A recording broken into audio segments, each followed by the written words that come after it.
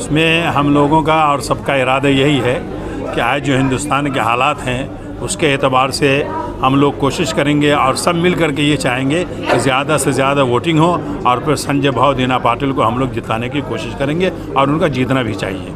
ये हम कम्युनिटी में तो सर ऐसा देखा गया कि लोग बहुत लेट तक निकलते जब जाते तो नहीं, इस दफ़ा का माहौल कुछ और है। आप पूरे मुस्लिम कम्युनिटी का पूरे हिंदुस्तान में जायज़ा ले लीजिए, इस दफ़ा का माहौल कुछ और है और लोग तन मन धन से जो है वो इस बात पे आमादा है कि किसी भी तरीके से जो इंडिया इंतहाद को क्या कहते हैं कि उम्मीदवार को जिताना है और इंशाअल्लाह उम्मीद ही नहीं बल्कि यकीन है कि यहाँ से संजय दीना पाटिल ज़रूर कामयाब होंगे।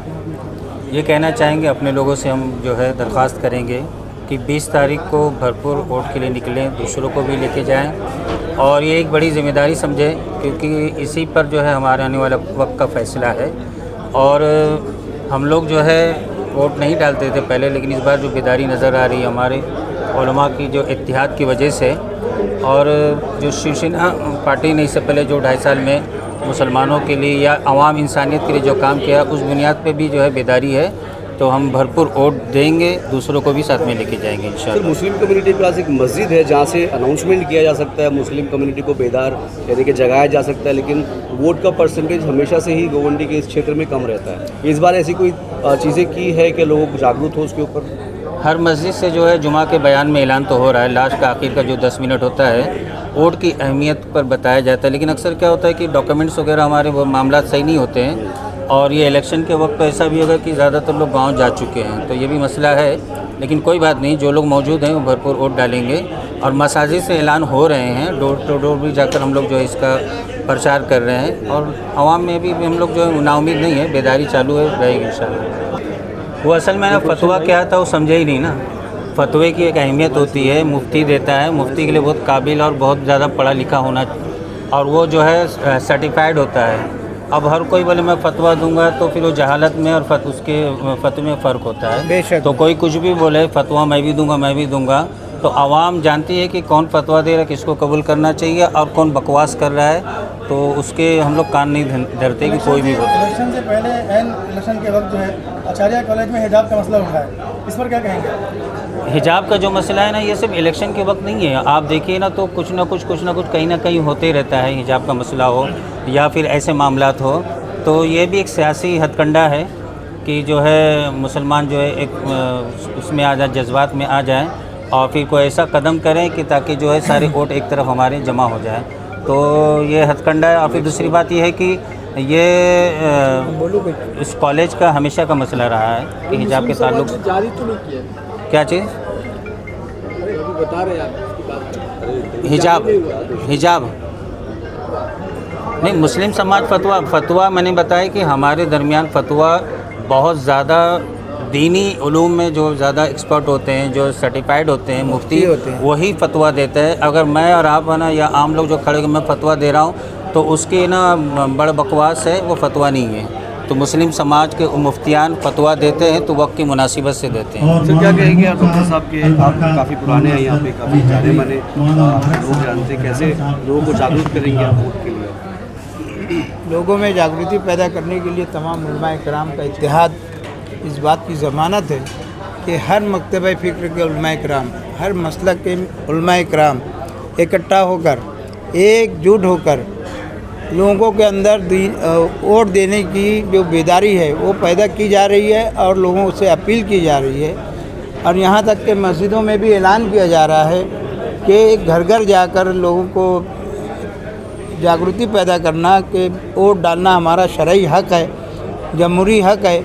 लोगों तक ये बातें पहुँचाने के जो उलमाए कराम ने इकट्ठा होकर आज जो तमाम मकतबे फ़िक्र के लोग जमा हुए हैं, मैं उनको मुबारकबादी देता हूँ। और आतिश भाई के भाई हफीज़ अकमल साहब ने जो ये कदम उठाया है ये काबिल तारीफ़ है और तमाम उलमाए कराम इकट्ठा हुए, मैं उनका शुक्रिया अदा करते हुए मुस्लिम इलाकों में, सेकुलर इलाकों में वोट देने का जो रुझान पैदा करना है, उनको अंदर रुझान बेदारी जो पैदा करना है वो हम लोगों ने कोशिश की और इंशाअल्लाह तमाम इलाकों से सेकुलर वोट ज़्यादा से ज़्यादा पड़े, इसके लिए कोशिश हमारा करना हमारा भी काम है और लोगों का भी काम है। और ज़्यादा से ज़्यादा वोट पड़े इस इलाके से, उसके लिए हम लोग इकट्ठा हुए हैं और अल्लाह ताला से उम्मीद है कि हमारे वोट ज़्यादा से ज़्यादा इस इलाके में पड़ेंगे। और संजय भाऊ दीना पाटिल जो एक सेकुलर जहनीत का हामिल है, और उद्धव जी ठाकरे जो कोविड में और तमाम ऐसे गंभीर हालात में इंसानियत का सबूत दिया है, हम उनके साथ शाना बशाना खड़े हुए हैं और वोट ज़्यादा से ज़्यादा हम देंगे, ऐसी उम्मीद है।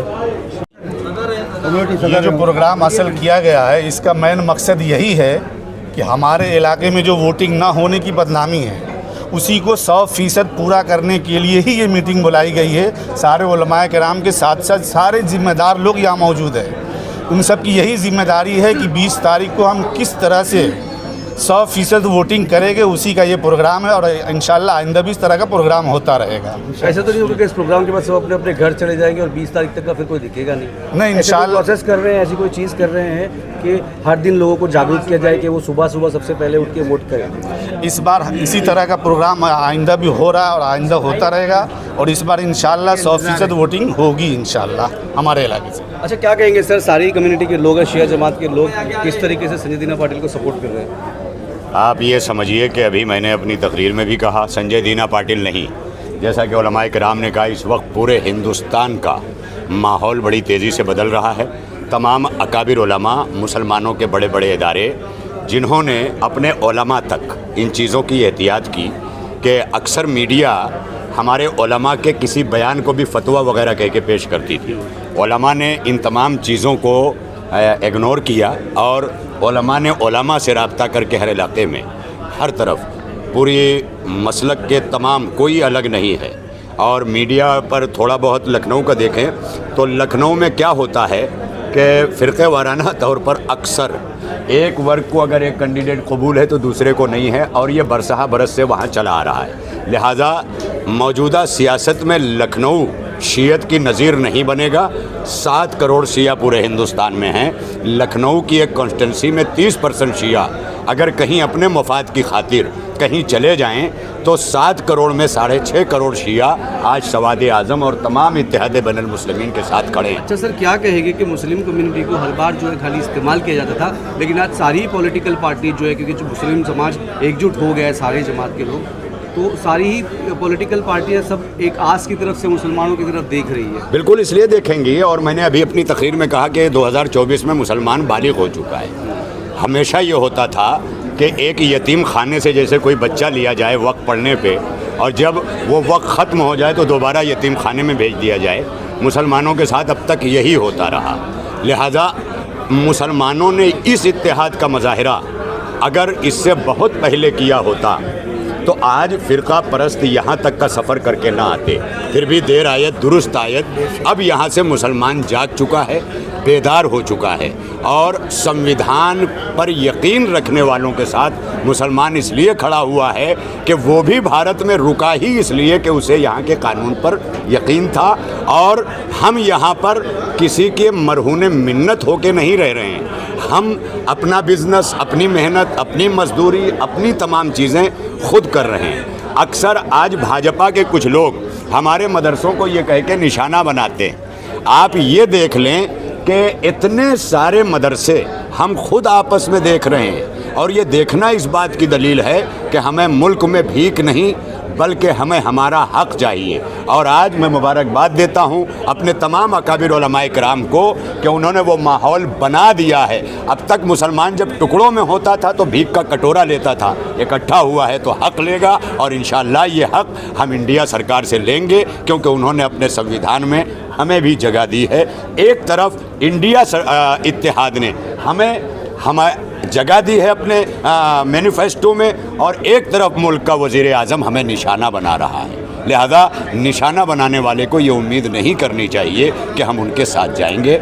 सर, शिया कम्युनिटी से कैसे अपील करेंगे आप वोट के? मैं पूरे तमाम शिया जमातें यहाँ खड़ी हुई हैं। गोंडी शिया इस्ना अशी जमात, हमारे यहाँ जुमा होता है जहाँ, वहाँ के ज़िम्मेदारान यहाँ खड़े हुए हैं, दीगर हैं। 41 नंबर में बहुत बड़ा वो है, उसमें मासूम भाई हैं। ये पीछे जो है वो शिया समाज का इमाम बाड़ा है, तस्कीन फ़ातिमा, और शिवाजी नगर से जाफरिया से प्यारे भाई और दीगर नुमाइंदे। यानी यहाँ इस वक्त अवाम में भी और उलमा में भी सबकी नुमाइंदगी मौजूद है।